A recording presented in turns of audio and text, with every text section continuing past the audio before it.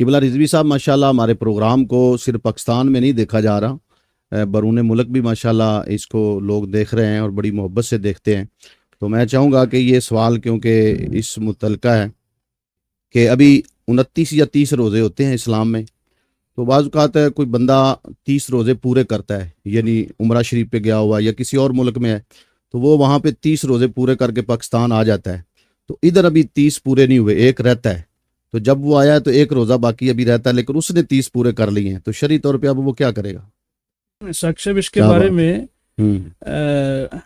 پہلے تو قرآن شریف سے جی میں عرض کروں، ومن شاہد منکم الشہر فلیصم، صحیح ہے، شہود شہر ہے صحیح ہے، کہ وہ، بلکہ ہمارے جتنے بھی ائمہ احناف، علامہ شامی علیہ رحمہ، علامہ ابن عابدین شامی، صحیح ہے، صاحب فتاوی عالمگیریہ، جی جی، جس کو 600 کے قریب ہمارے فقہا نے جو ہے وہ مرتب کیا، اللہ اکبر، اور یہ صرف فقہ حنفی پڑھنے یا لکھنے والے نہیں ہیں، بلکہ محققین اس لیے کہا جاتا ہے کہ انہوں نے اس کے اوپر تحقیق بھی کی۔ اللہ اکبر، صحیح، علامہ شامی کی تحقیق کسی سے بڑی بات، ڈکی چھپی نہیں ہے، بے شک، خاتم و ریاست الانفیہ ہیں۔ اللہ اکبر، تو انہوں نے ایک اصول ذکر کیا جی اس آیت سے استدلال جو میں نے فمن شاہد شاہ، صحیح، شہود شہر جس کو کہتے ہیں، ہوں وہ فرماتے ہیں کہ بلاد بعیدہ میں مطالعے جو ہے وہ معتبر ہوتے ہیں، صحیح، لہذا جو شخص آئے اس کو چاہیے کہ وہ روزہ رکھے، صحیح ہے، چاہے 30 سے اوپر بھی تعداد ہو جائے۔ صحیح ہے، اب ایک موقف یہ ہے۔ صحیح، دوسرا جو قرآن میں ذکر کیا گیا ہے لِتُکْمِلُ الْعِدَّۃَ، کہ جب بندہ کوئی من کان مریضا ولا سفر، مرض کی حالت میں ہو یا کچھ سفر پر ہو، تو پھر کیا کرے؟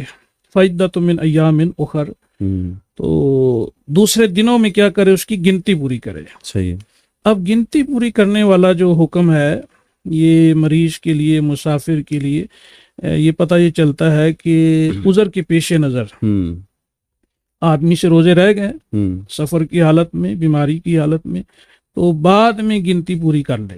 صحیح ہے، اب گنتی کا جو عدد ہے، عدد لفظ ہے، یہ قرآن پاک میں اصول کے جو ہمارے علماء ہیں، یہ خاص کے لیے آتا ہے، یہ جو عام خاص کی بحث پڑی جاتی ہے، تو اس حساب سے دیکھتے ہیں تو دوسری رائے جو ہے فقہا نے یہ قائم فرمائی کہ اس کے تو عدد پورے ہو گئے۔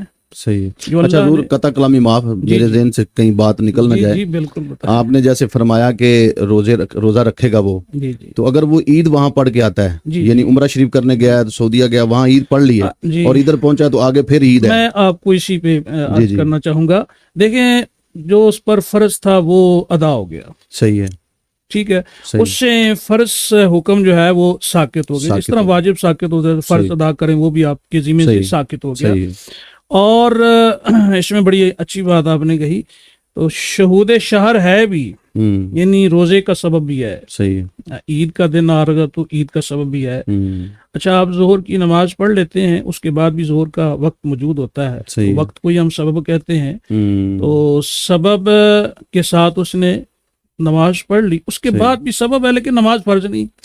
کیوں؟ اس لیے کہ اس کے ذمہ سے فرض ساقط ہو گیا۔ صحیح ہے، جب فرض ساقط ہو جاتا ہے یا واجب ساقط ہو جاتا ہے تو وہ دوبارہ لوٹ کر نہیں آتا، اگرچہ سبب بھی پایا جائے۔ صحیح ہے، تو یہ بھی کافی مضبوط بات ہے۔